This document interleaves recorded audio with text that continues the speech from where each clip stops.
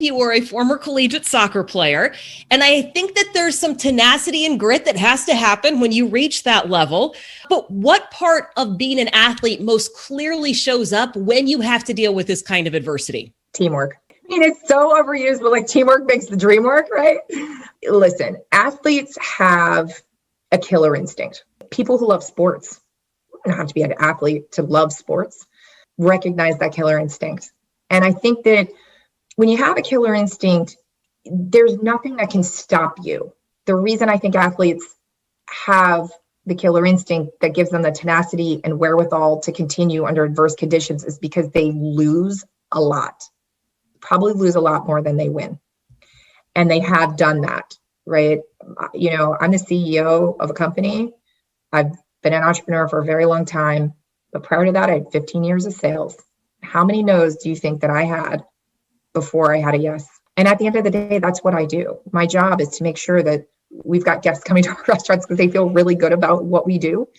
But I get a lot of no's. And I think when you face adversity, athletes face adversity all the time. Adversity from your body, adversity from your mind.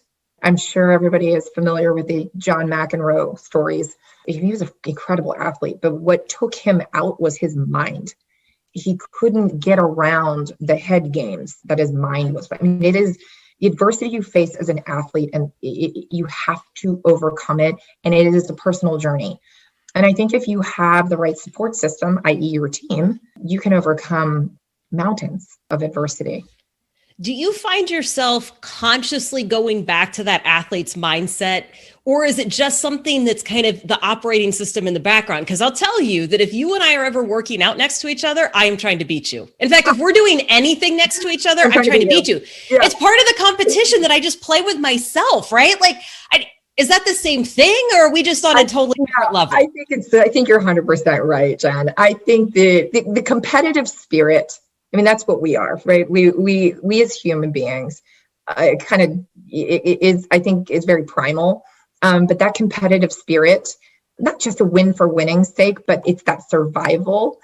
I just feel like it is programmed into your DNA, and winning and survival is all about preparation, right? And I think that if you take the time and put in the effort and think about the end and then work yourself backwards and say, I'm going to begin with the end in mind.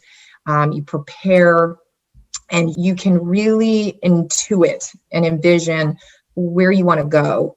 Then I do believe that like the competitive spirit takes over. And then, don't play skip bow against me because you're going down.